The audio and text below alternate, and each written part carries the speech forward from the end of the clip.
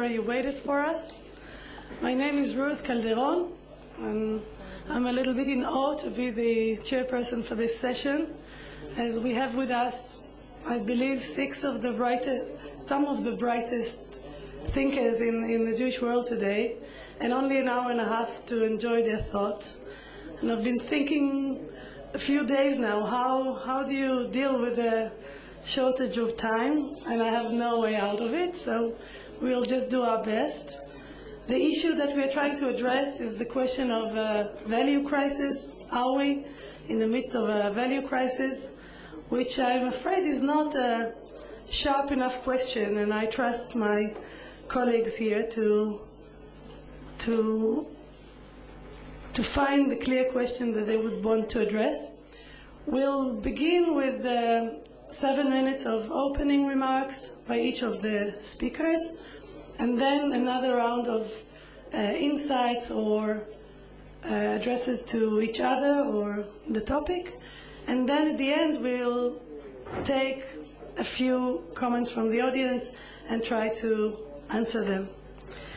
I will tell you who's sitting with me in the beginning, and then we'll just take turns.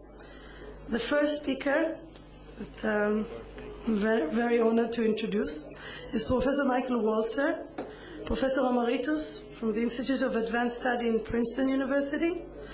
Then, in the order of our conversation, I will ask Gabriela Bloom, a professor at Harvard Law School, to address us, and after her, Asa Kasher, professor of philosophy from the Tel Aviv University. Then we'll follow Rabbi Yuval Sherlo, head of the Yeshivat Sderot Petach Tikva. And after him, Yaron Ezrachi, professor of political science in the Hebrew University of Jerusalem and the Democracy Institute. And our last speaker for the first round will be Professor Ruth Weiss, professor of Yiddish literature and professor of comparative literature at Harvard University. Thank you.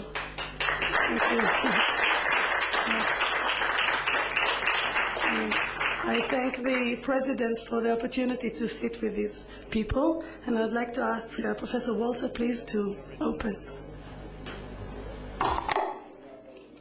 Is that on? Yes, okay. Well, I haven't come all the way from the United States to explain to people in Israel that they are or are not in the midst of a crisis of values.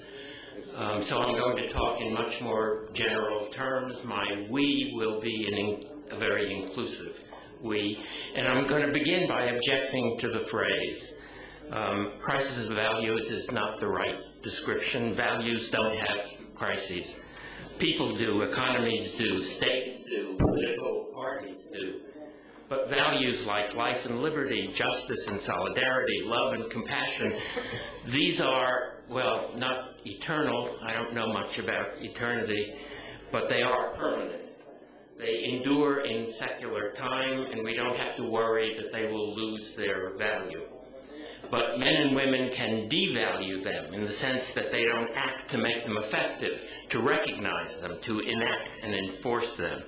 The realization of values has its ups and downs, and we can say that a society where realization is down is a society in crisis. So is our society in crisis. The recognition of values seems at a high point these days. The right to life and liberty, the importance of equality, including gender equality, the necessity of welfare provision, the need to end global poverty, respect for our natural environment. We recognize all these values and many more, and I doubt that there's ever been a time in human history when this recognition was as nearly universal as it is today. But we obviously don't do so well in enacting and enforcing these values. Without the prior recognition, enacting and enforcing wouldn't be critical, and their absence wouldn't make for a crisis. We create the crisis by acknowledging what we need to do and then failing to do it. In this sense, it's better to be in a state of crisis.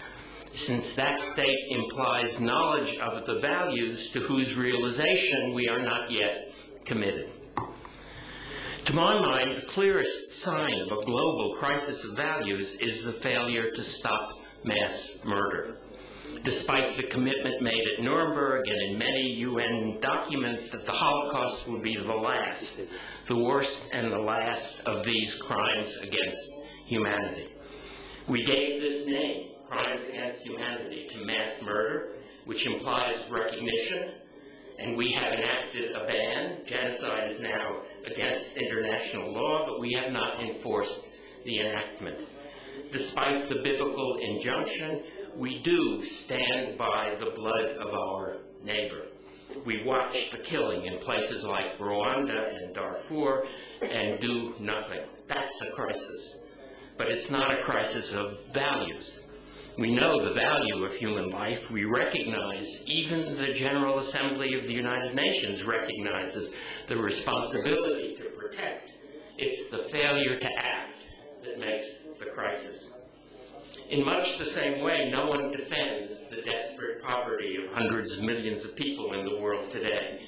The idea, another biblical idea, that the poor are always with us, which has been the prevailing idea throughout human history, is today, for the first time, challenged and even rejected.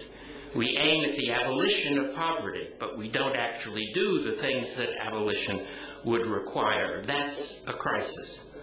Poverty and its attendant evils, widespread malnutrition, high rates of infant mortality, never before made for a crisis, but now they do. And that's a good thing, if, but only if, crisis is an incitement to action. If there were a crisis of values, we might look for philosophical or theological rescue. We would need a restatement of values, an analytical account of their meaning, a new or renewed description of their foundation in divine command or human nature or human reason. But I don't think that's what we need. No doubt philosophers and theologians should continue to do what they've always done, and the rest of us should listen to their arguments and hope for enlightenment. But our problems lie with action, not with thought. And that means that our problems lie with politics, because politics is about collective action. The state is our main agent when we act collectively. No international agency has yet superseded it. Though many professors and intellectuals who should know better talk about transcending the state, there isn't any transcendent authority that can take its place. If we mean to act against mass murder, we will have to do it through the state. The way the Vietnamese did when they shut down the killing fields, the Khmer Rouge killing fields in Cambodia, or the way the Indians did when they ended the terror in East Pakistan, now Bangladesh, or we will have to do it through a coalition of states like NATO in Kosovo. All that the UN can do, though it didn't do it in any of those cases, is to authorize what states do.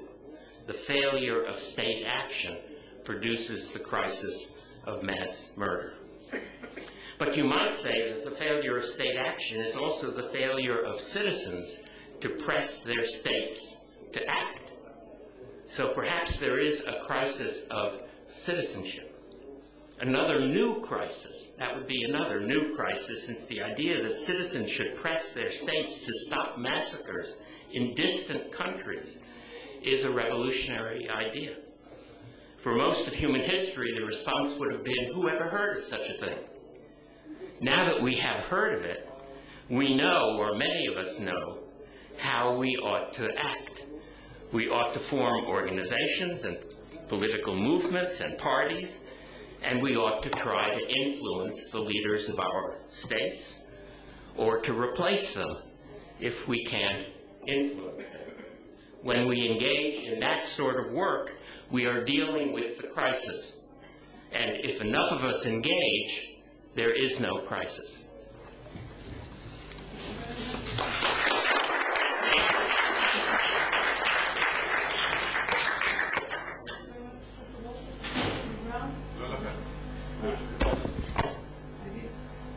This is good. Thank you very much, Professor Walter, for setting the grounds of the discussion. And Professor Bloom, please.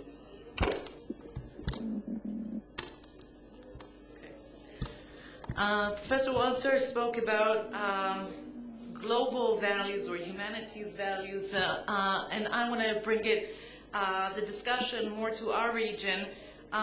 What's interesting is that you think about Israel lies at the intersection of 3 continents, but it's not an integral or natural part of either of them. So it really has to define itself, characterize itself in relation and sometimes in juxtaposition to others around it, near and far. I want to talk about 3, again, I'll avoid the term crisis, I don't know why we feel uncomfortable with it, but maybe axes of tension. And these axes of tension, I think, apply both domestically and to the interaction between Israel and the world. So the first one is the idea of a Jewish and democratic state. Professor Ruth Gavison spoke about this very eloquently this morning. In a nutshell, here's the problem. The Zionist movement was premised on those values that were emerging at the time and became very fashionable and universal of self-determination and rights of minorities. And this was its promise in the Declaration of Independence. And with time, or today, the table has turned. The table has turned in the sense that the claim of self-determination is today Palestinian. The claim of rights of minorities is that of minorities living within the state of Israel. And thus the legitimacy of the enterprise of the Jewish state is now challenged. So it's challenged from the outside. What is the legitimacy of a nation state that is premised on Judaism? Is Judaism a religion? Is it a culture? Is it a nationality? And it's, of course, a tension within Israel. What does it mean to have a Jewish state? Is it a Jewish state? Is it a state of the Jews? What is the relationship between the citizens and the Jewish culture, religion, ideology? And I think all these questions are actually going to be exacerbated if and when Israel reaches a peace agreement with its neighbors. It's not going to be abated, but a lot of questions about the future vision of the state, how Israel defines itself in those terms, are going to be of greater importance. The second axis is the legitimacy and sources of power. What does it mean to be powerful? What are the sources of power, and how is it legitimate to use that power? In the current Western world, and at least in rhetoric, if not in practice, military power is no longer romantic, it's no longer fashionable, it's no longer positive. Power should be exercised through collaboration, through engagement, through leadership by example. President Obama received the Nobel Peace Prize mostly for his rhetoric, not so much actions.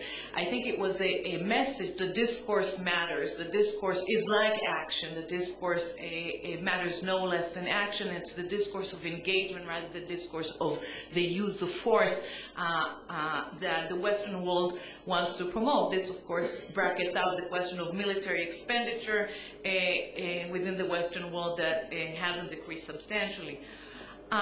Israel's power discourse is problematic. It's problematic for the world, partly because of the tension I talked about earlier about the Palestinian question. A lot of countries accept, in principle, Israel's right to self-defense, but there is sort of an underlying question always there about the original sin, so to speak. You know, would you have to exercise this right had you not engaged in that original sin of the occupation, etc. The rhetoric of power, of no, of what Israel says no to is very hard for the world to accept. The world wants the rhetoric of yes, of positive engagement, of acceptance, of interaction, not a rhetoric of exclusion or defensive posture that Israel finds itself taking. Within Israel, too, the expenditure on military and security comes at the expense, or is an alternative to expenditure on other things like healthcare, like education, like welfare. like innovation. And within Israel, we need to decide what are our priorities, how we allocate money and resources and human power and thought power to different values that we want to promote as a state. It also bears a question of the potential effects of these years of struggle externally on what happened to violence internally, and whether the two are not interrelated in terms of the rise in domestic crime, violence, etc. The third and final axis I'll talk about is the one between the individual and the collective. So Israel was founded on the basis of a collectivist enterprise, the Jewish state. It's a collective, and out of a collective struggle. It was the Jewish struggle against the Arab struggle for a national identity and definition. But like other liberal democracies that we want to, at least in part, look like, individuals want to promote their own self-pursuit, their own self-realization, and the realization of the individual. And we think, at least liberal democracies often conceive themselves of existing in order to promote the self-realization of individuals among them. So the state has no independent role other than realizing the best of its own citizens. Is that what we want Israel to be about? Is that what we want Israel to be about? And we spoke about this earlier before the panel started. There is a sense that you hear it a lot among Jewish diaspora that Israel should be something better than a liberal democracy. It has a claim, an ethical claim, a historical claim. It should be better. And what is going to make it better? Is it about some individual commitment to the collective? What is the nature of the relationship between the state and the individual? What does the state owe the individual, and what does the individual owe the state? And I think this is this kind of a relationship of whether the community inside Israel is committed to something greater than the realization of its individual self-pursuit is an important space to deliberate both within Israel and in the relationship between Israel and the world. Thank you.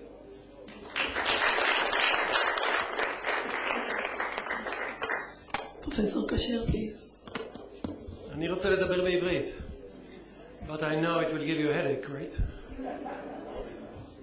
So will you understand me if I speak Hebrew? If you'll be coherent. Okay. There is כדי שתראה שאני קוהרנטי, אני אדבר בעברית. There is a simultaneous translation for anyone who is in need of it, if you have אני the... חושב שלכבוד נשיא המדינה צריך לדבר עברית. למרות שהוא מרשה לדבר בערבית ובאנגלית. If you can just start slowly so people will get connected to you, and then they'll keep up, please. Find the right language. אני מבין את הביטוי משבר ערכים בצורה מאוד רחבה. אני מסכים לביקורת של חברי מייקל וולצר על הביטוי הזה. אני רוצה להבין את זה בצורה שיש לנו בעיה בערכים שמתבטאים בחברה.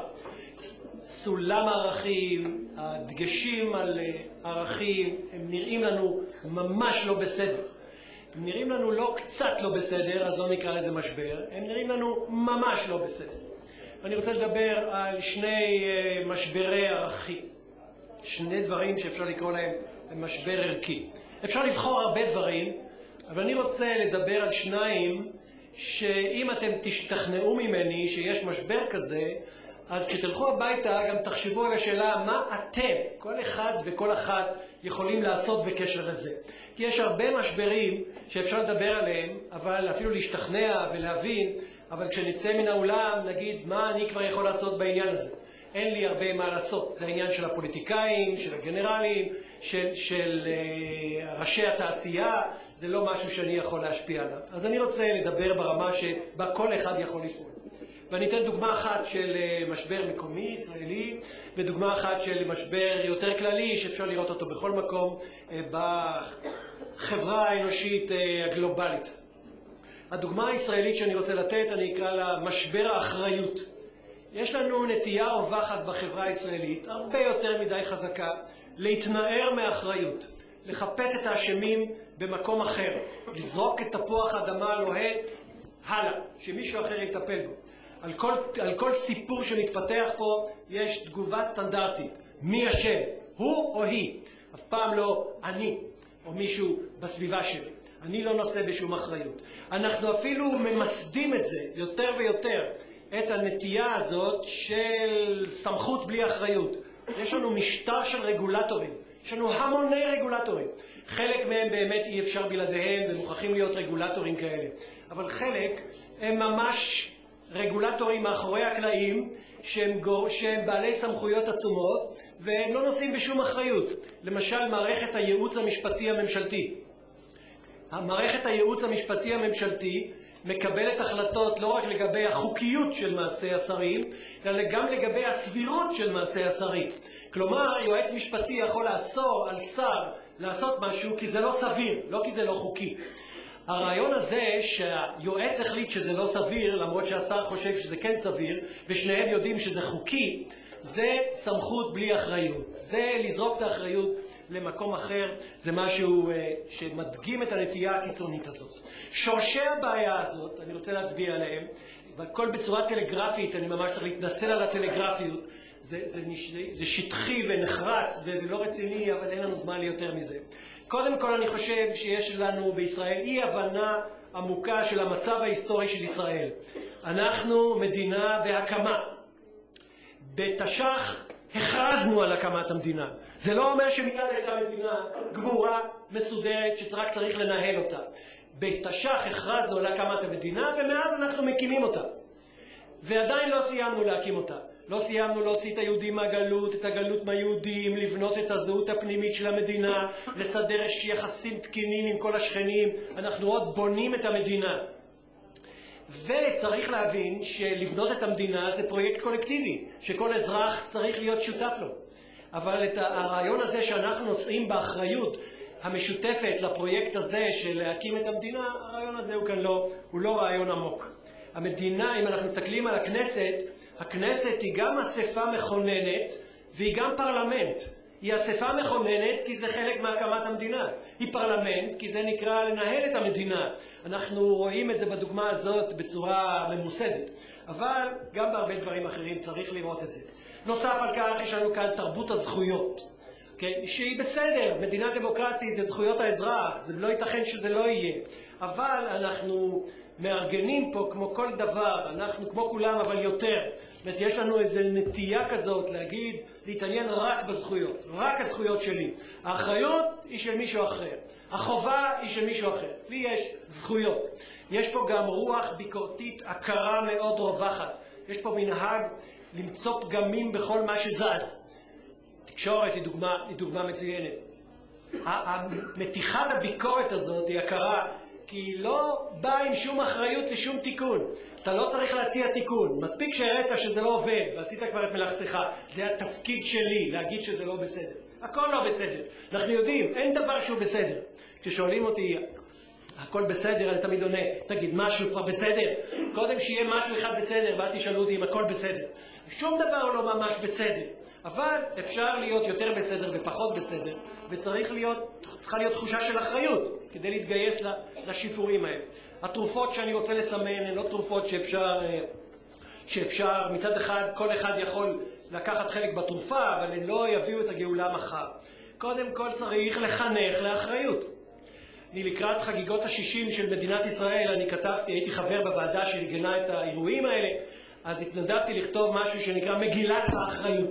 מגילת האחריות של הילדים. זה הטקסט, ככה שמתכתב עם מגילת העצמאות, ושהילדים אומרים בו, אנחנו יודעים, בתוך כמה שנים יגיע תורנו לשאת באחריות למדינה, והנה נושא שאנחנו רוצים להיות אחראים עליו, מתוך עשרת הנושאים המרכזיים של להקים מדינה ולקיים אותה.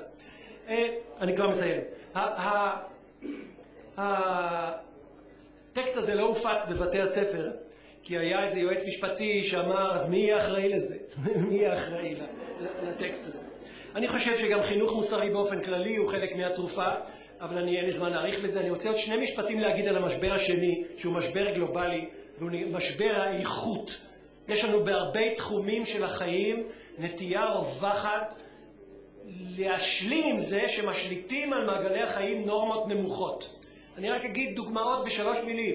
אנחנו רואים איך הבידור הזול התקשורתי, הנורמות שלו משתלטות אפילו על דיוני האקטואליה. דיוני האקטואליה גם צריכים להיות מעניינים. תביאו מישהו שיתכסח עם מישהו, אל תדברו לעניין, למרות שהעניין יכול להיות חשוב וחיים ומוות.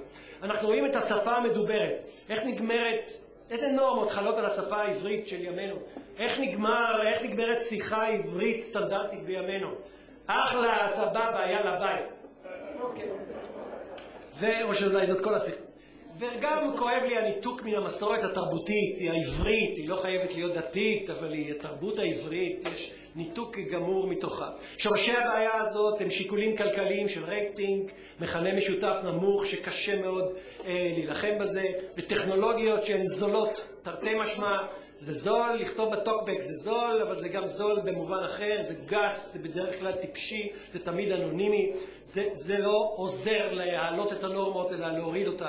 התרופות שאני חושב עליהן למונחי חינוך ליושרה מקצועית, תהליכים של התמקצעות בכל תחום שאפשר, כשמקצוע יש בו ידע ומיומנות והבנה ואתיקה, וגם ללכת נגד המגמות הכלכליות, הגורפות, הקפיטליסטיות. צריך לרסן את ההפרטה על ידי משהו שאני לא מפחד לקרוא לו אפילו הלאמה. צריכים להיות דברים בידי הציבור, לא רק בידיים פרטיות, כדי שהם יתנהלו בנורמות הראויות. ולבסוף צריך גם בתוך המגזר העסקי לעודד את האחריות החברתית של התאגידים.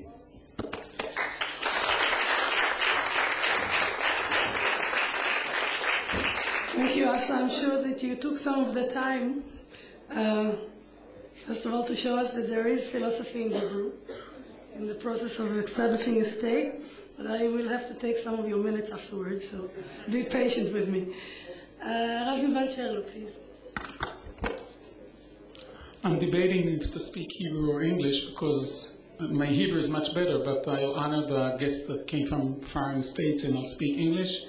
Use Yiddish in Hebrew when I will get stuck. Professor Asa Kasher spoke like a rabbi.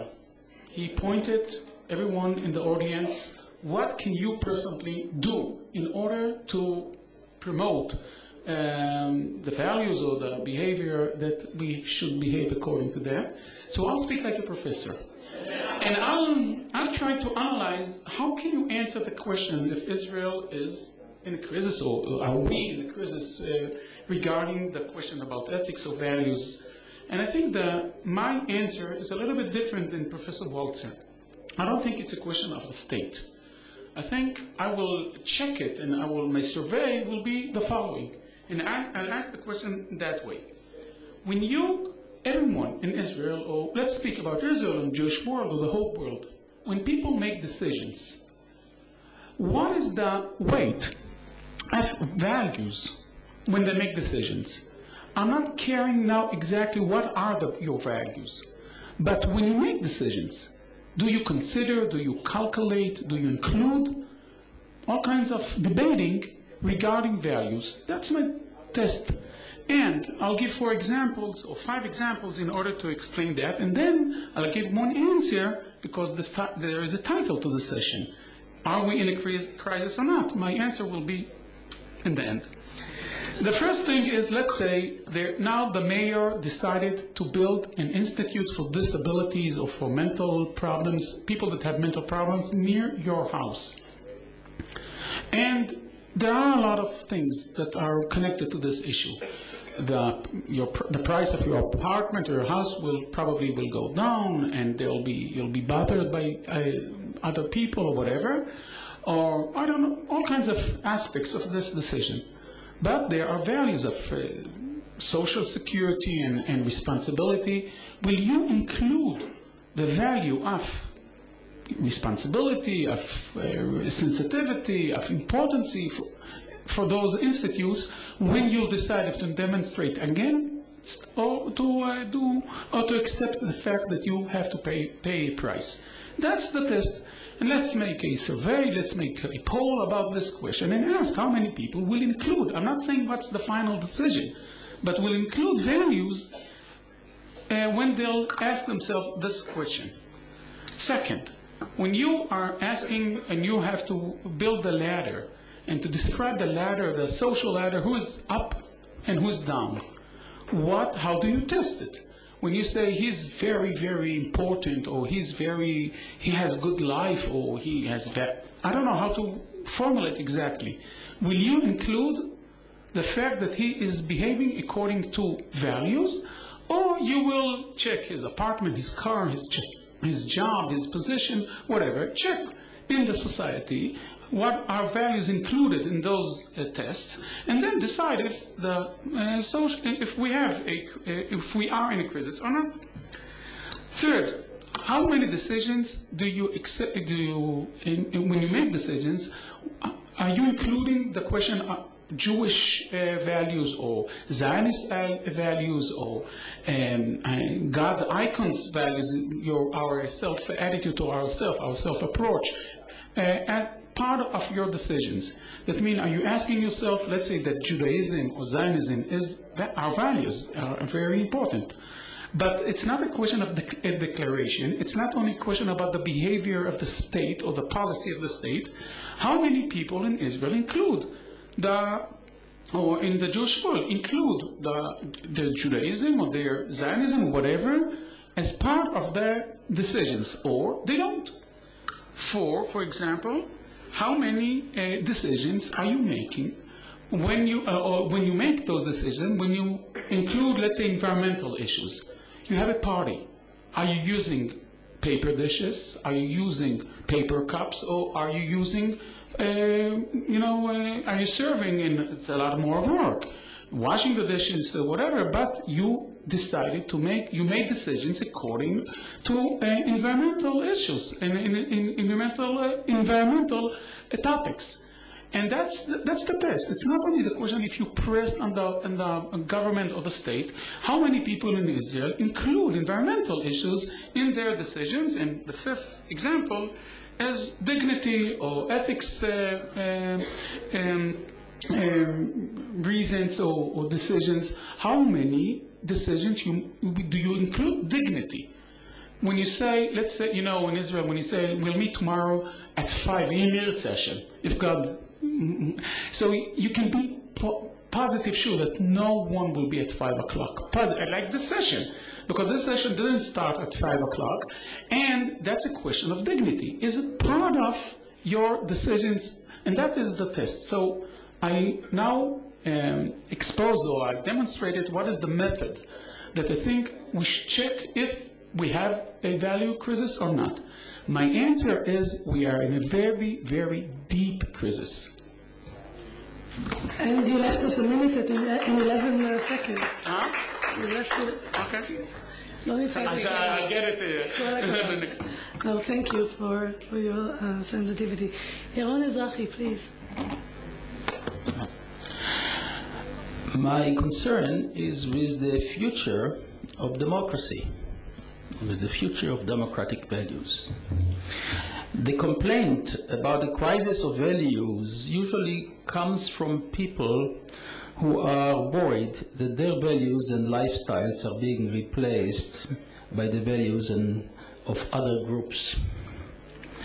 But in the ethnically and religiously heterogeneous societies of the present, the complaint about a crisis of values becomes more substantial because of a wide perception that the larger coherences of the past have been shattered, that we have lost the possibility of sharing a common set of values. The dilemma we face now is not how to restore normative holism, not how to generate new comprehensive consensus on values. This, I believe, is an impractical objective. It is rather how we can live reasonably well with incoherent, eclectic assortment of fragments of ethical systems and multiple value perspectives. Can we marshal and inculcate in the generations to come the capacity to live with the uncertainties and the ambivalences that stem from irresolvable clashes of values? How can future generations live with the understanding that in a democracy, every individual can peacefully cultivate his or her dream of a perfect society, but no one is likely to see it extended to the larger society? This, of course, is not only a theoretical question, but a matter of individual and collective ethical and political choices.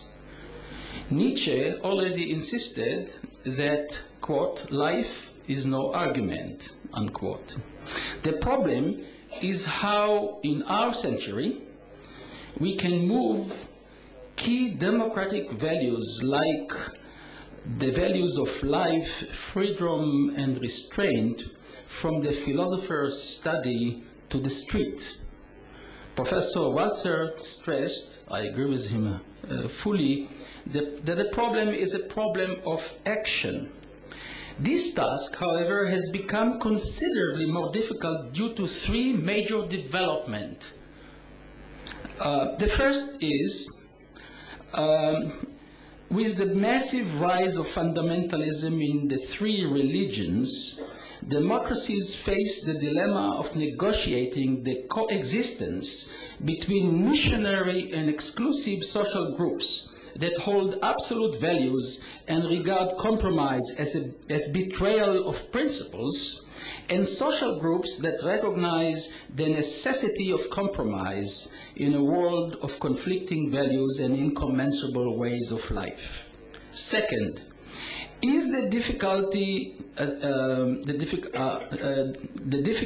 democracies face today in sustaining their commitment to tame force by law, promote freedom, and respect human life in the face of new forms of violence, like those engaged by non-military forces targeting civilians, which anachronize conventional military codes of ethics and blur the distinction between law-preserving and law-disrupting force. Third, following the recent communications revolution, how can such democratic values as self-government and the transparency or accountability of power be protected in the context of a mass communications culture that undermines the self-confidence of the lay public in its capacity to distinguish facts and fictions, unstaged and staged reality, or substantive policy decisions and mere fleeting political gestures? The dimensions of these challenges may be illuminated by the insight of the great Italian thinker Giambattista Vico, who already in 1728 indicated that the rise and fall of regimes depends on historic shifts of the collective political imagination, that the expression of our values in politics is mediated more by the imagination than by reason. He insisted that believable impossibilities have more influence in shaping political behavior than distrusted possibilities. If the expression of our values in politics is mediated more by imaginaries and metaphors than by cogent argument based on an exaggerated reliance on Enlightenment culture, on reason and knowledge, we must reground future democracies in alternative cultural foundations. We probably have to revamp the premises and practices of our civic education. We need to rely more on exposing different groups to each other, and we need to use more deliberately the arts and the mass communications technology as means to cultivate the capacity of the young to live by more inclusive imaginaries of self and community, and with richer emotional resources to handle ethnic, religious, and, no less important, aesthetic differences. Thank you.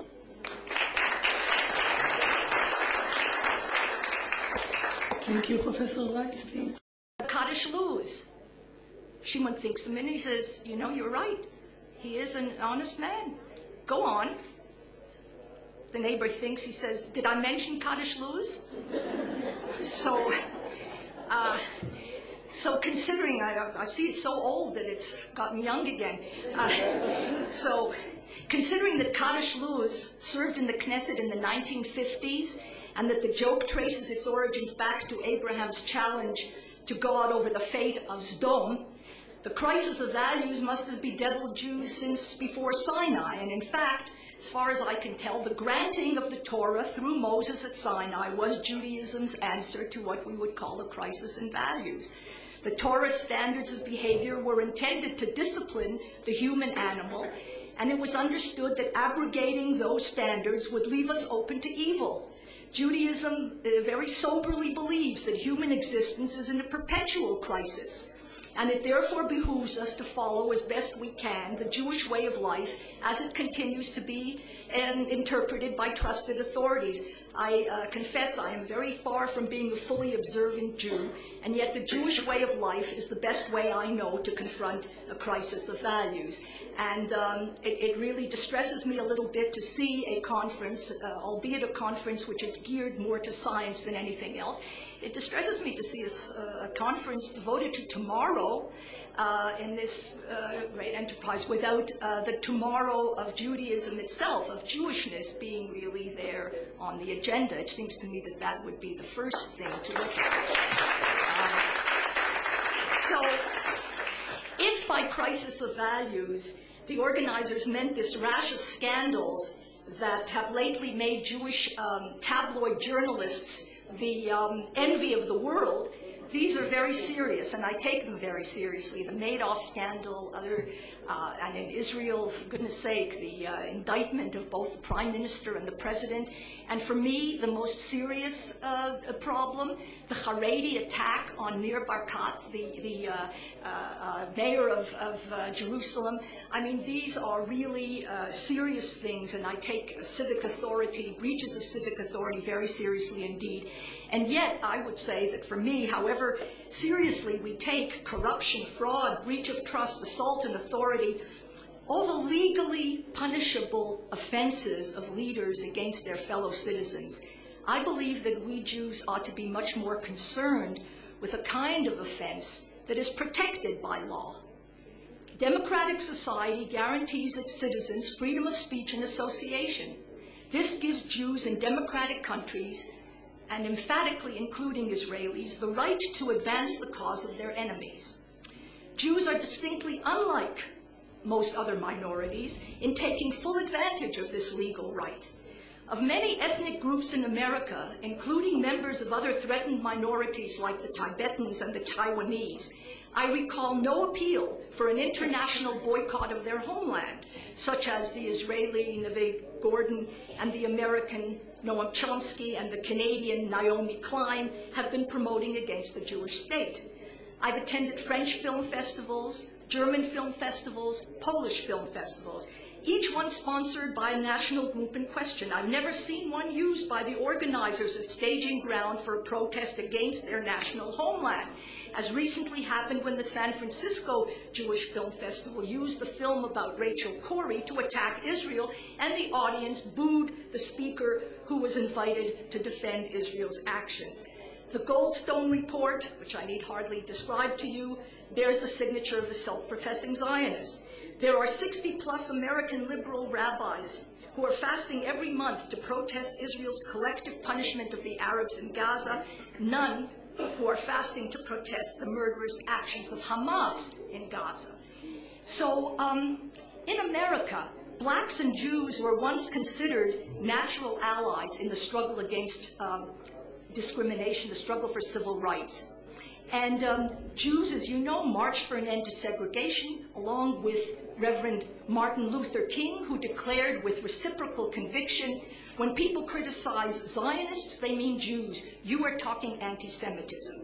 But the anomalous nature, the completely exceptional nature of Jewish politics is manifest in the degree to which the political fate of these two groups has diverged ever since.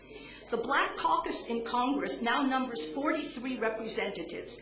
When the white representative from Tennessee, Steve Cohn, requested membership to represent his constituents who are 60% black, he was told by a black representative, we have racial policies to pursue, and we are pursuing them.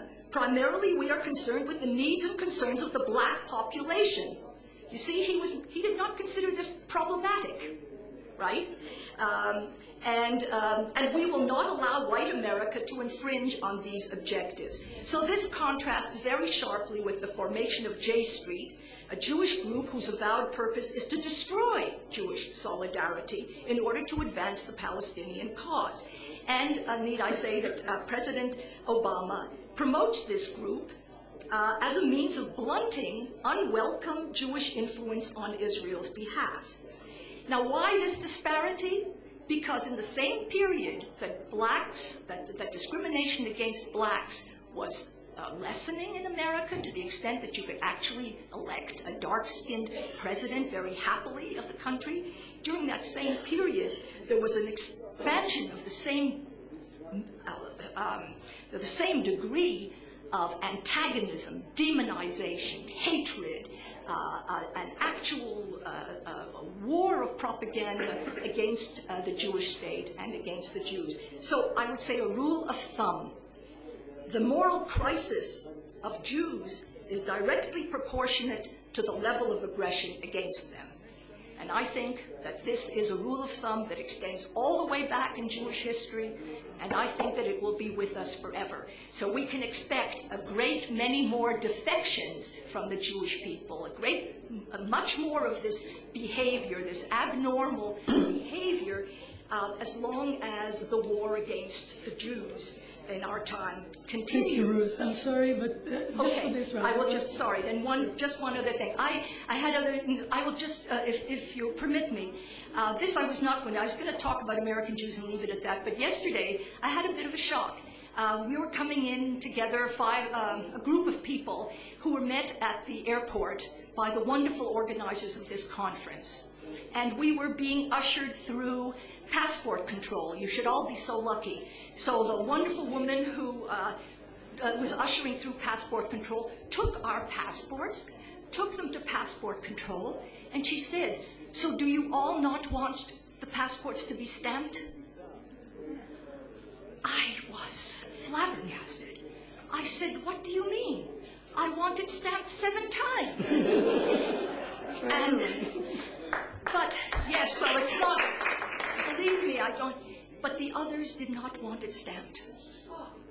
And do you know that this is now asked of people routinely? So think of the irony. You have here a conference dedicated to tomorrow, loving heart, optimistic spirit, and I'm sorry, I will just finish with this, and think of the debasement of values. Think of the debasement of values represented in this act.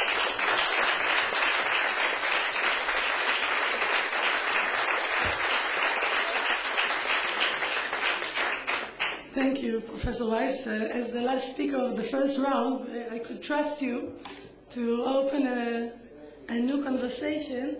I think on the first round we could hear the question of values and the different levels of a human existence. That is the turf of our different speakers.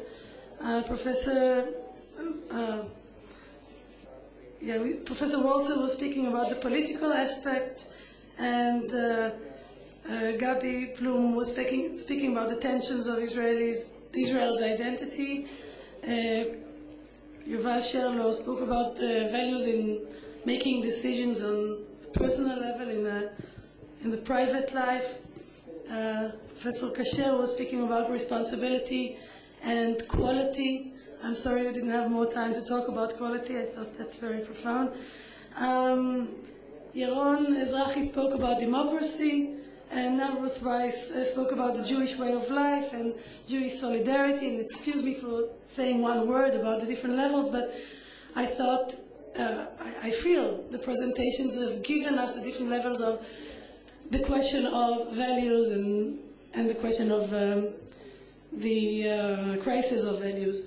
What I would like our panelists to try and do now is to relate maybe to another aspect of the one you came from home with, and maybe to just answer something that intrigued you, an insight that you had now. It could be a short comment or a long one, but something that's happening now that you did not bring ready from home.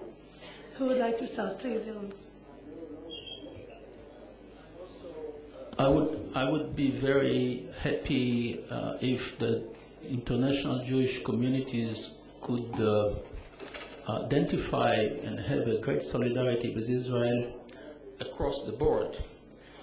But I want to take issue, I could also bring a lot of personal stories like Professor Weiss about Jews who are dying to feel solidarity with Israel, but have great difficulties because of very important fact. Israel started in 1948 a very necessary process of all democracies to pass from the revolutionary violence of the pre-state period, where you create a new state, to a constitutional democracy that is based on separation of powers, on the control of violence by the state, on the distinction between the army and the police. And this process proceeded very well until 1967. And I would like to argue that the most important reason behind what Professor Kasher said, that we are still a state in the making, not only without constitution, not only without borders, but a state which has failed to control the violence by armed civilians in its midst, despite the actions of Ben-Gurion when he disbanded the Etzel and the Palmach and the Irgun, is that we have allowed, with the acquiescence of the State of Israel, to develop in the occupied territories a subculture of illegalism and violence against the protests of the Supreme Court, the Attorney General, and the State Controller. For many years, the documents are before our eyes, and still the government hesitates to apply the law in this area which develops in our midst. So what do you expect? Do you expect the whole world Jewry, also the Jews who were raised, as Professor Gabriela Blum has suggested, on the liberal values that Judaism is the religion of exceptional ethics, when we failed now 60 more years after the establishment of Israel to control illegal violence in our midst?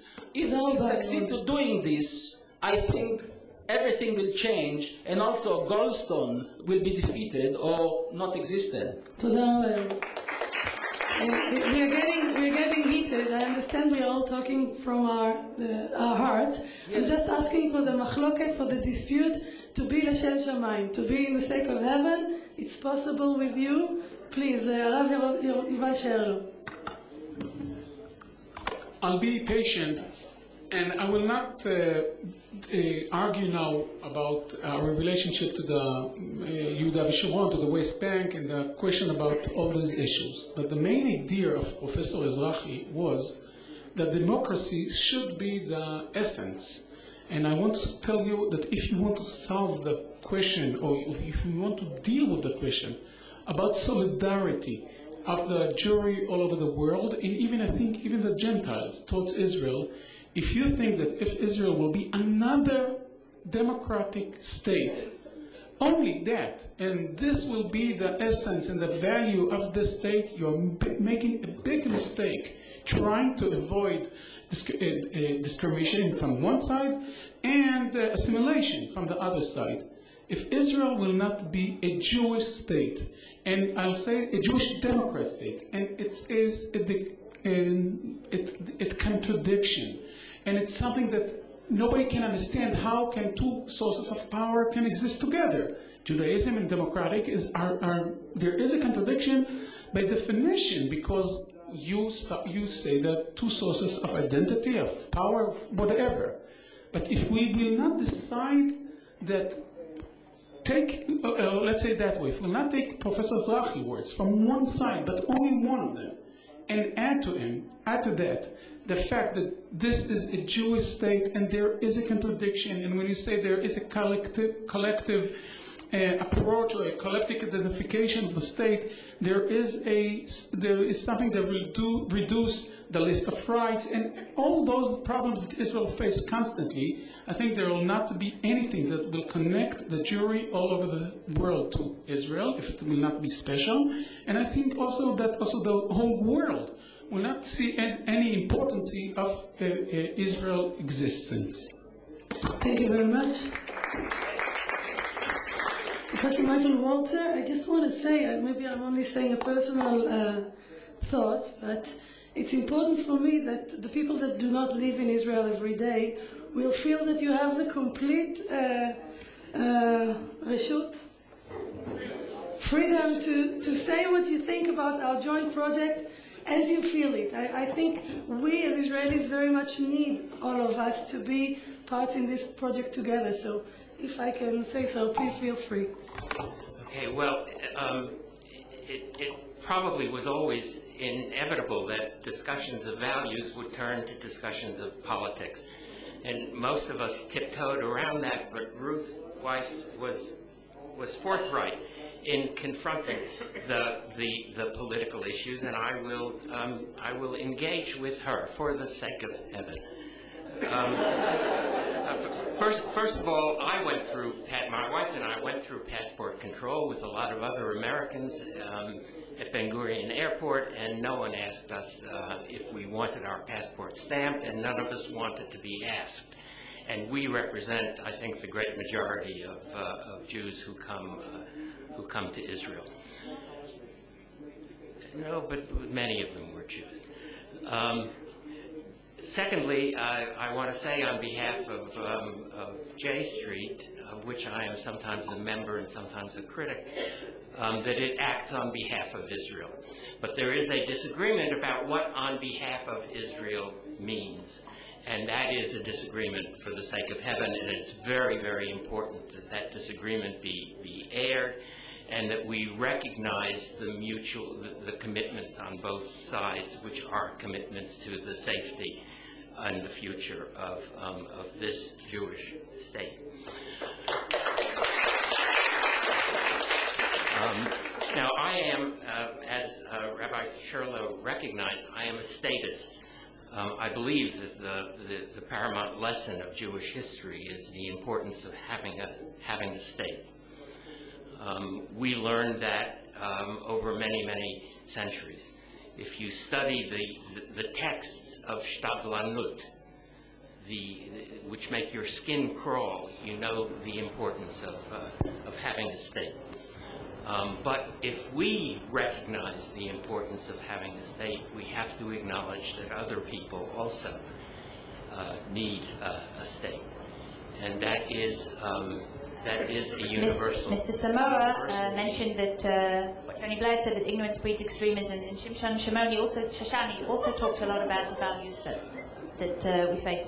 My question is, how important do you feel it is to educate our kids to become global citizens, because we're living in a global age, and you can see from the conference that we are. If we do consider it important, how should we? I guess the heavens are saying their say. Our children to connect with history. Michael, this is a voice from heaven. Panelists, using digital media to create these connections, to create global citizens of the future. Technology. I'm sorry, Michael. Please go on. there are other peoples who also need a state. That is true of the Tibetans, and it is true of the Kurds, and it is true of the Palestinians, and the people who know that best are people like the Jews. Thank you very much. Asakashar, please. אני רוצה להעיר שתי הערות קצרות. קודם כל, אני רוצה להגיד משהו על התהליך הזה של הקמת מדינת ישראל, שעליו דיברתי, שלא צריך לחכות עד סוף התהליך הזה כדי להיפטר מהמצב הזה של יהודי עם בעיה יהודית.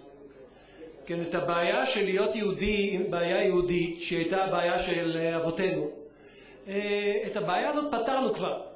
למרות שעוד לא הגענו לראש ההר של להקים את המדינה, אני יהודי בלי בעיה יהודית. לפעמים יש לי בעיה שמישהו יש לו בעיה עם היהודיות שלי, או עם הישראליות שלי, אבל לי אין בעיה עם זה. לי אין שום בעיה עם הרעיון הזה שאני יהודי וישראלי, ואני לא אסתיר את זה בשום מקום, ואני תמיד יחתימו את הפספורטים שלי, ולא יהיה לי אף פעם פספורט פולני, הונגרי, צ'כי, ועוד כל מיני דברים כאלה, כדי שאני אוכל לנוע בצורה יותר חופשית באירופה. אני יהודי בלי בעיה יהודית. ואני חושב שצריך להבין, ואני רוצה לחבר את זה להערה הבאה, צריך להבין את המשמעות העמוקה של העניין הזה. גמרנו להתנצל. אני אף פעם לא אתנצל על זה שאני לבן, אני אף פעם לא אתנצל על זה שאני גבר, אני לא אתנצל על זה שאני הטרוסקסואלי, אני לא אתנצל על זה שאני פרופסור, אני לא אתנצל על זה שיש לי משקפיים, אני לא אתנצל על זה שאני יהודי, אני לא אתנצל על זה שאני ישראלי, אני לא אתנצל על זה שהייתי בצבא ושהוא חשוב לי מאוד. גמרנו להתנצל. יהודי בלי בעיה יהודית לא מתנצל. עכשיו, צריך להבין מה זה להקים מדינה יהודית. בביטוי ציורי אני אגיד, זה להוריד את ירושלים של מעלה לירושלים של מטה. אנחנו העם היהודי, תמיד חשבנו על הכל בתור ירושלים של מעלה, איזה אידיאל כזה. ובאידיאל שלנו, של ירושלים של מעלה, אנחנו צריכים להיות מלאכי השרת. ירושלים שמיישבים אותה המלאכים, והשרים שלה הם מלאכים, והשוטרים שלה הם מלאכים, ומנקי הביוב שלה הם מלאכים, כולם מלאכי השרת. אין בה פרץ וצווחה, אין בה המולה, אין בה עוול. ירושלים של מעלה. למה להכניס לתוך האידיאל הזה לכלוך? אבל עכשיו אנחנו בירושלים של מטה.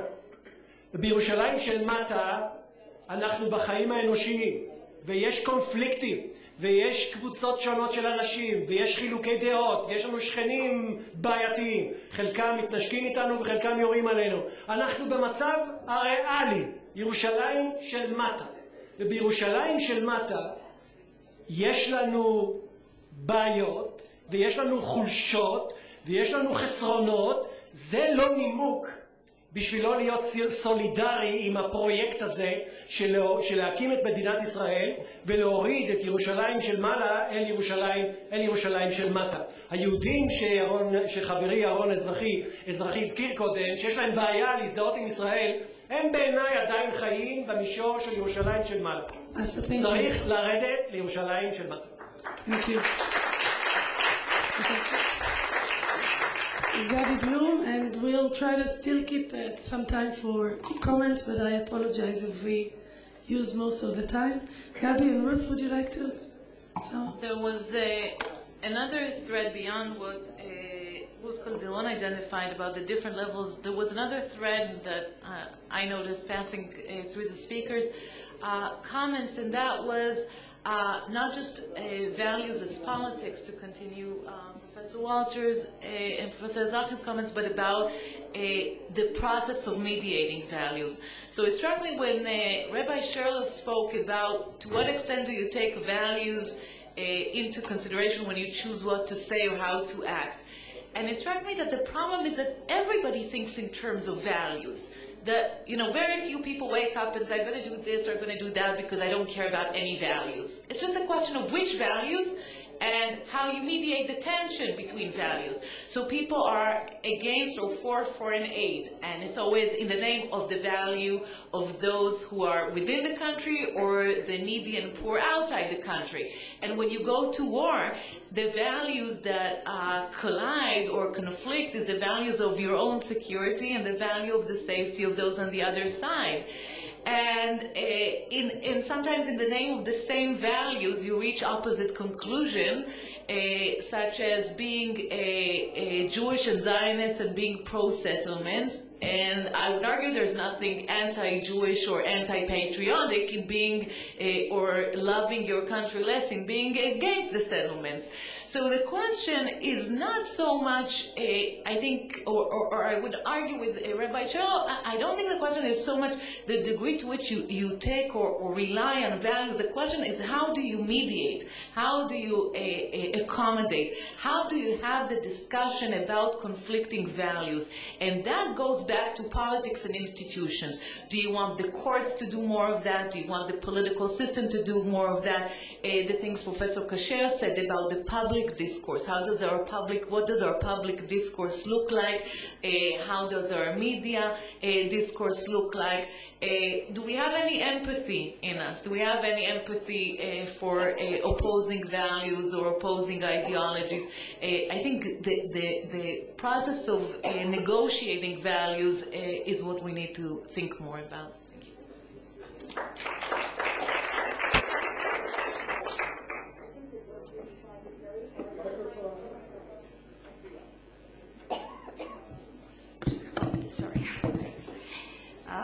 I think what we find it very hard to accept, and I think that Sartre, for all that he got wrong, got this very right.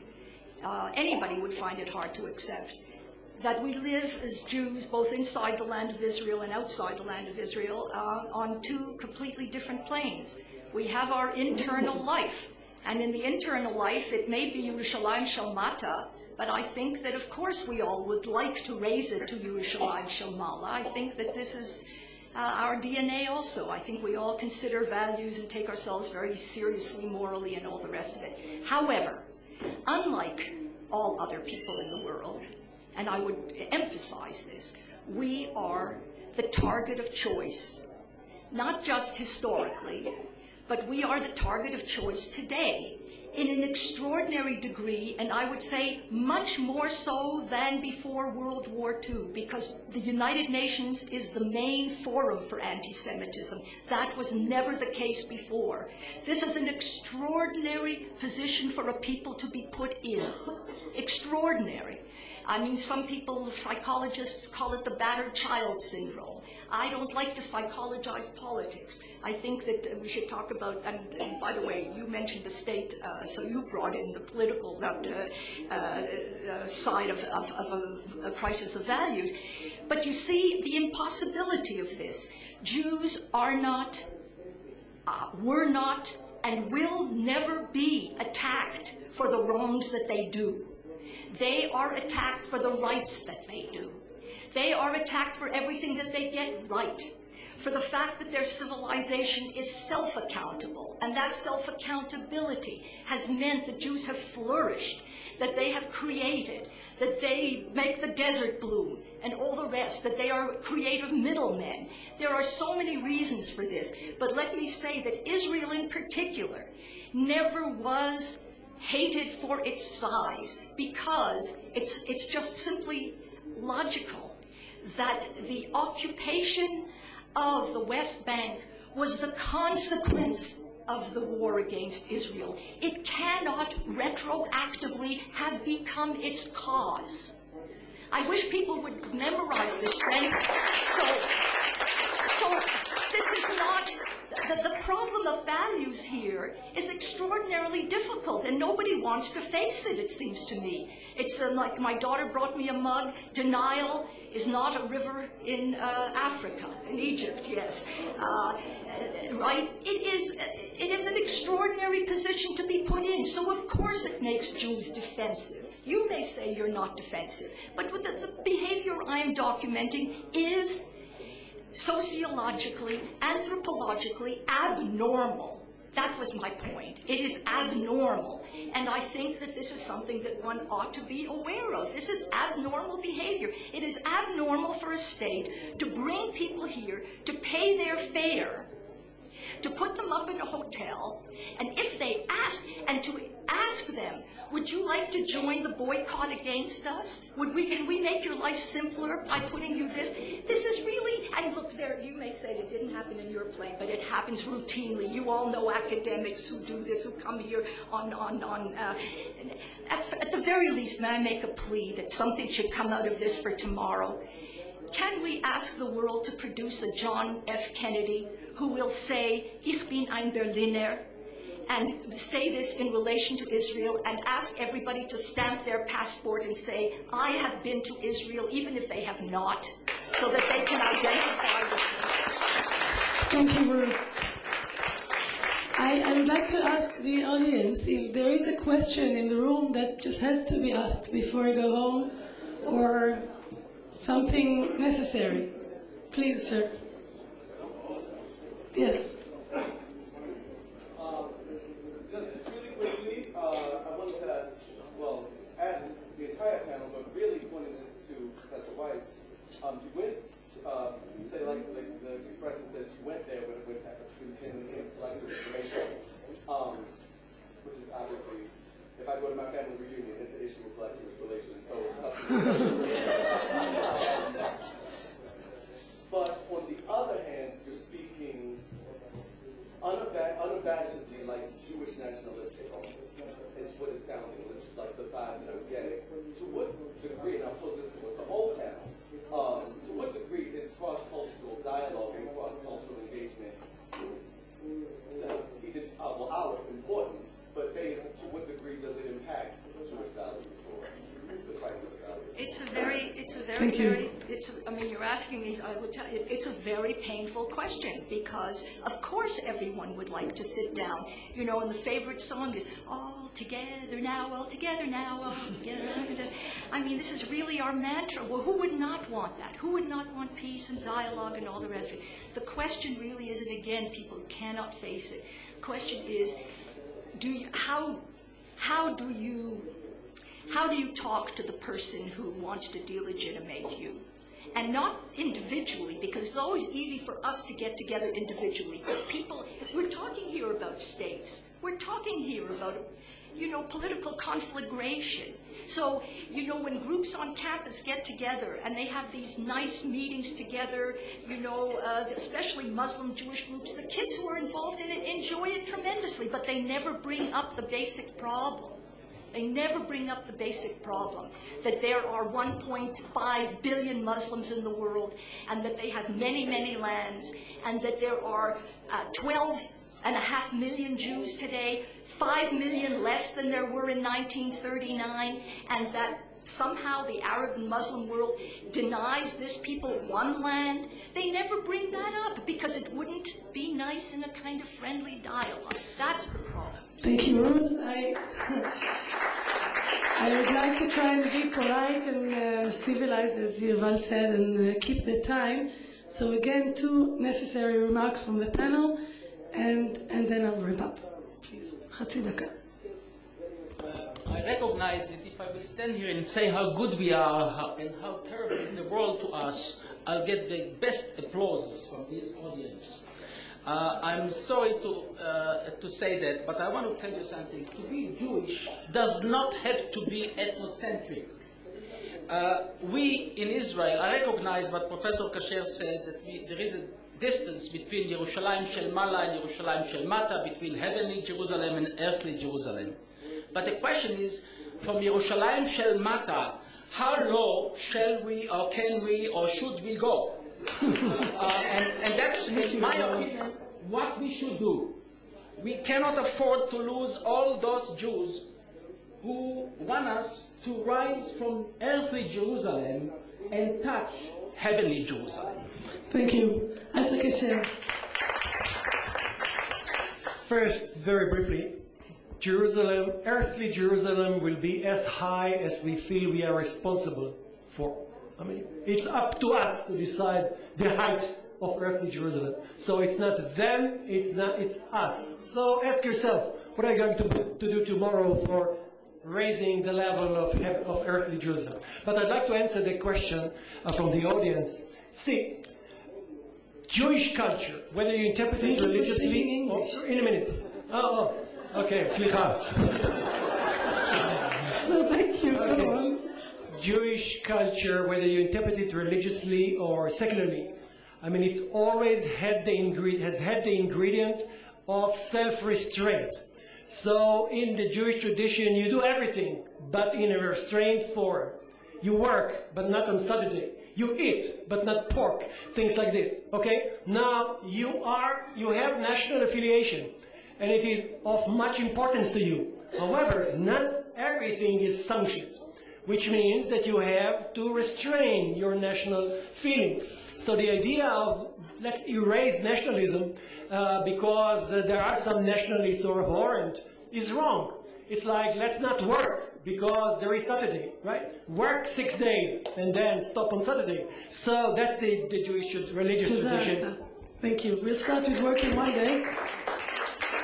I'd like to start wrapping up and say something personal. My own project in my life is to try and study and teach within the secular community of Israel or unaffiliated Jews in the world, to study the classic text, to be learned and to be educated in Bible, Mishnah, Talmud, Kabbalah, Hasidut, and try to live our life through or within that lens and that language.